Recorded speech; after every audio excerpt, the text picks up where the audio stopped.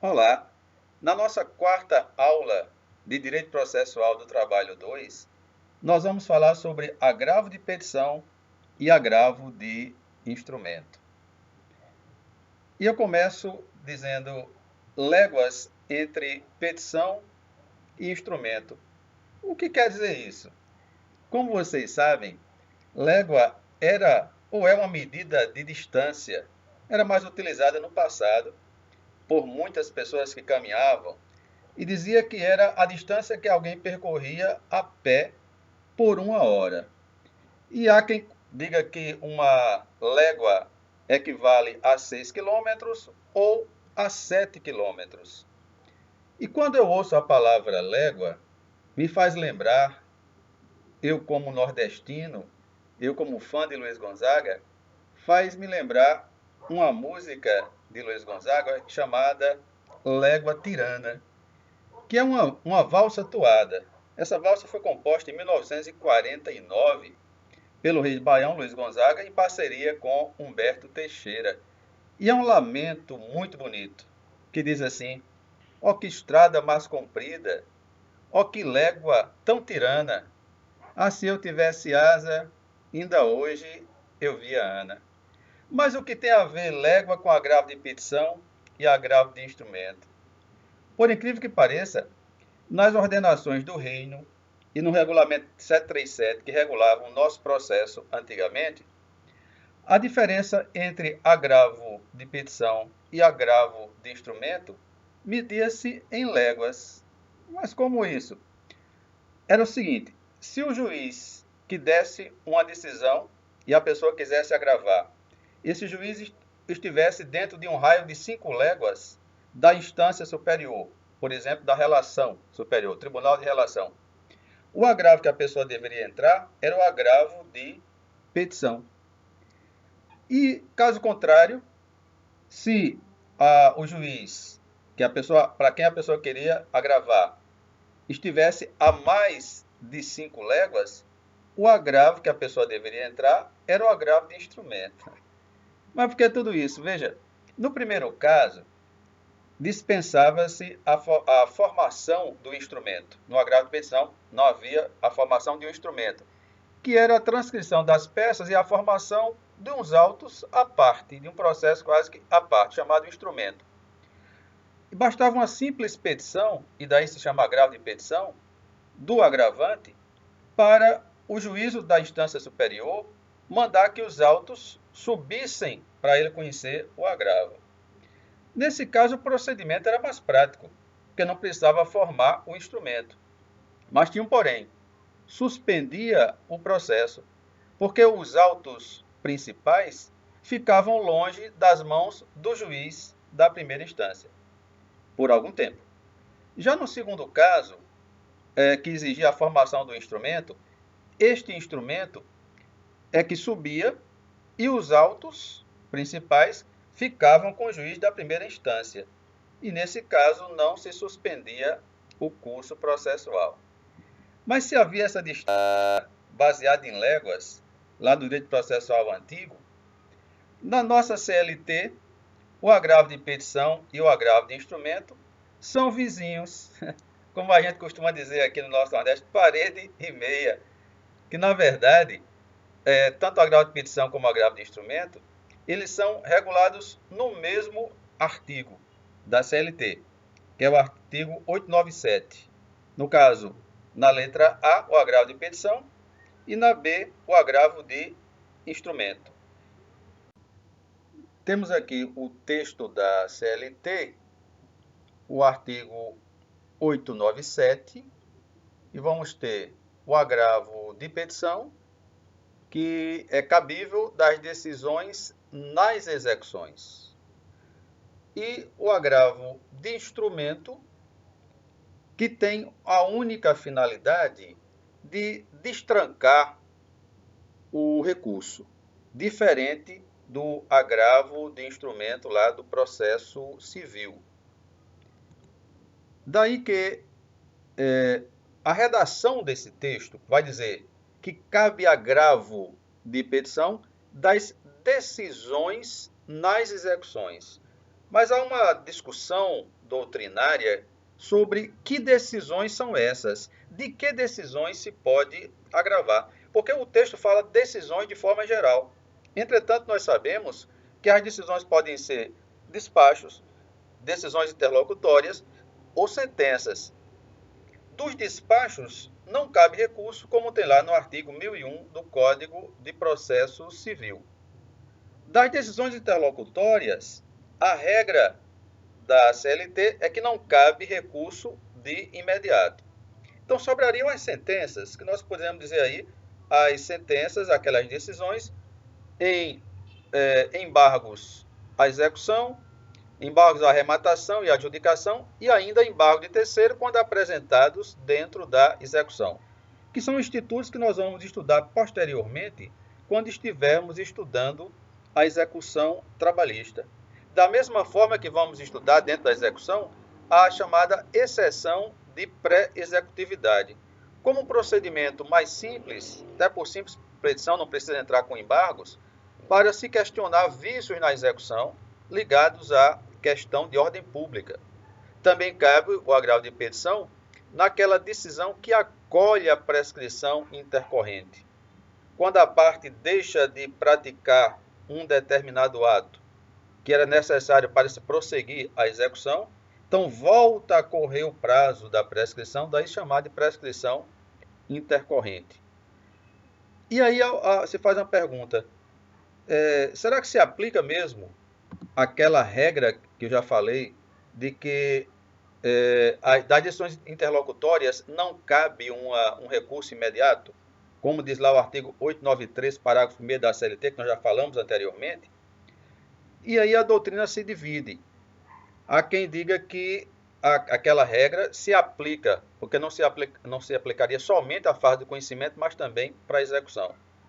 E aí não caberia agravo de petição das interlocutórias. Outros já dizem que não, que aquela regra é somente para a fase de conhecimento e que, até por essa redação, diz que cabe das decisões, na redação que fala do agravo de petição, que caberia agravo das decisões e não limita, então caberia também das interlocutórias. E há uma terceira corrente que tenta conciliar essas duas e vai dizer, olha, deve caber sim agravo de petição das interlocutórias, mas não de todas, somente aquelas que representarem um obstáculo ou um grave prejuízo à parte, e esse tem sido o entendimento de boa parte da jurisprudência. A quem compete julgar o agravo de petição? Então, se a decisão é do juiz de primeira instância, do juiz da vara, se entra com o agravo para o TRT, geralmente para uma das turmas, para as turmas do TRT. Se a competência originária já é do TRT e a decisão é do presidente do TRT, o agravo de petição vai para o pleno ou um órgão especial daquele tribunal. E no caso da competência originária do TST, quem vai julgar o agravo de petição vai ser a seção de dissídios individuais 1 do Tribunal Superior do Trabalho. O prazo e o efeito do agravo de petição seguem a regra dos recursos trabalhistas. O prazo de 8 dias para razões e contra-razões e o efeito devolutivo, efeito meramente devolutivo. Com relação ao preparo, como se entra com o agravo de petição? Quando a execução já está garantida, até para se entrar com embargos da execução é preciso que haja garantia da execução, então não faz sentido, não precisa haver o chamado depósito recursal. Exige-se sim o pagamento das custas. Nós vamos ter aqui no 789A, inciso 4º da CLT. Agora a gente observa que no caso das custas no processo do trabalho, elas sempre são pagas ao final. Mas aí a gente tem também essa questão das custas nesse inciso 4º citado aqui no slide. Sobre essa questão do preparo e da desnecessidade de que haja depósito recursal porque o juízo já está garantido, nós temos uma súmula do TST, que é a 128. Vamos aqui abrir as súmulas do TST e a respeito do depósito recursal, nós temos aqui o inciso 2º, o item 2º. Garantido o juízo na fase executória, a exigência de depósito para recorrer de qualquer decisão viola a nossa Constituição Federal. Na questão do devido processo legal, olha, se está garantido o juízo, não vai haver necessidade de depósito recursal. Havendo, porém, elevação do valor do débito, digamos com relação a novos cálculos, aí sim vai se exigir a complementação da garantia do juízo. Os juízos de admissibilidade também seguem a regra que nós já vimos anteriormente, que é feito pelas duas instâncias, pelo juízo a quo e pelo juízo ad quem. E há um pressuposto recursal específico. Nesse recurso do agravo de petição, não pode-se discutir toda e qualquer matéria. E aí nós vamos ter o artigo 897, do parágrafo 1º da CLT. Então, 897, parágrafo 1º, vai delimitar quais são as matérias que são discutidas no agravo de petição. Então, nós temos aqui, o agravo de petição só será recebido quando o agravante delimitar justificadamente as matérias e os valores impugnados. E aí se permite a execução imediata da parte incontroversa, daquela parte remanescente, nos próprios autos ou por carta de sentença. Também sobre essa matéria, nós temos outra súmula do TST, que é a súmula 416. Então, vindo aqui para a jurisprudência do TST, a súmula fala sobre a questão de mandado de segurança, mas aí veja, devendo o agravo de petição delimitar justificadamente a matéria e os valores objeto de discordância, como nós já vimos lá no artigo que exige essa delimitação, não fere direito líquido de certo a execução quanto aos tópicos e valores que não forem especificados no agravo. Então, nesse caso, não caberia o mandado de segurança por não ferir o direito líquido e certo. Chegamos agora ao agravo de instrumento, que, como já disse, ele é, antes de tudo, uma chave para destrancar o recurso no juízo a quo, que pode ser tanto o juízo da vara trabalhista, como pode ser também o tribunal, caso aquele processo seja de competência originária do tribunal. E quem é competente para julgar o agravo de instrumento? É o tribunal que iria julgar aquele recurso que foi negado, que teve a interposição negada. Se alguém iria entrar aqui ou entra com um recurso ordinário de uma sentença minha aqui na vara de Guarabira, e eu dou uma decisão negando seguimento ao recurso por dizer que ele é intempestivo, foi fora do prazo, ou está deserto, não houve depósito recursal. Então, a parte vai agravar de instrumento dessa minha decisão. Eu vou remeter os autos para o tribunal, porque ele, o tribunal, o TRT, é quem é o competente para julgar o recurso ordinário. Então, ele também é competente para julgar o agravo de instrumento. E aí, se o agravo de instrumento for acolhido, o tribunal já vai julgar em seguida o recurso ordinário. Com relação ao efeito e o prazo, segue a regra geral do efeito meramente devolutivo e o prazo de 8 dias para razões e contra-razões dos recursos trabalhistas em geral. Quanto ao preparo, a mesma coisa que eu falei anteriormente, as custas sempre são pagas ao final. E aí há uma peculiaridade. Nós vamos ter o artigo 899, parágrafo 7º e parágrafo 8º da CLT. E aí no 899, parágrafo 7º e 8º, primeiro no parágrafo 7º se exige no agravo de instrumento o depósito recursal equivalente à metade do valor do depósito recursal do recurso que se pretende destrancar. Agora, não é necessário se fazer esse depósito quando esse agravo de instrumento tivesse a finalidade de destrancar recurso de revista, recurso esse que se insurge contra a decisão que contraria a jurisprudência do tribunal, como está aqui no parágrafo 8º. Aí nós chegamos à questão da formação do instrumento. Quando eu falei lá da diferença do agravo de petição para o instrumento, lá da questão das léguas, que o agravo de petição era de forma mais simples, era simples petição, e outro precisava formar um instrumento, retirar cópias de peças especificamente. Então nós vamos ter aqui também a exigência da formação desse instrumento, no artigo 897, parágrafo 5º da CLT. Então, voltando aqui para o 897, o parágrafo 5º, nós vamos ter que, sob pena de não conhecimento, as partes devem promover a formação desse instrumento, de modo a possibilitar, caso provido, o imediato julgamento do recurso negado. E aí, o que é que se deve colocar nesse instrumento? Obrigatoriamente, essas cópias dessas peças constantes aqui no inciso 1º, e facultativamente outras peças que o agravante entender que sejam úteis para a discussão da matéria controvertida.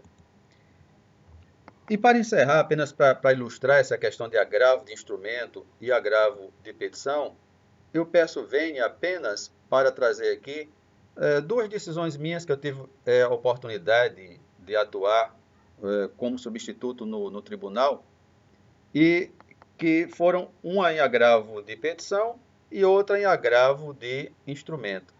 A de agravo de petição, nós tivemos aqui numa ação civil pública, depois já estava na execução, e tinha sido feito um acordo entre a Companhia de Água e Esgotos daqui do nosso estado e uma empresa para terceirização da função de leiturista. Esse acordo tinha sido feito há tempo atrás. A bem da verdade, o acordo tinha sido feito para que não houvesse contratação de empresas terceirizadas. Ocorre que houve a mudança da legislação e houve também a mudança de entendimento jurisprudencial, inclusive do Supremo Tribunal Federal. Então, nesse caso, o entendimento que eu tive e que foi seguido não de forma unânime pelo pleno do tribunal, mas pela maioria do tribunal, foi no sentido de que poderia sim haver agora, já mudado esse quadro, mudado esse cenário de fato e de direito, em que se permite até terceirização de atividade, inclusive até de atividade fim. Então, nesse caso, a decisão dada nesse agravo de petição foi nesse sentido de dar provimento ao agravo de petição para declarar a validade dessas contratações de empresas terceirizadas. E a outra decisão, desta feita aqui no agravo de instrumento, nós tivemos aqui a ausência de recolhimento do depósito recursal, a declaração de deserção, senão a pessoa não fez o depósito recursal, o recurso era deserto. Entretanto, houve depois, espontaneamente, o recolhimento desse valor devido. E aí, o apelo, o recurso foi destrancado pelo agravo de instrumento, e aí nós passamos a julgar, esse julgamento aí foi na segunda turma, que eu também funcionei como relator, passamos a julgar também o recurso. Então, com esses exemplos, como eu disse, apenas para ilustrar, nós concluímos esse assunto de agravo de petição e agravo de instrumento. Sempre recomendando que sejam feitas outras leituras, outros aprofundamentos sobre detalhes a respeito desses dois assuntos. Até a próxima videoaula. Obrigado.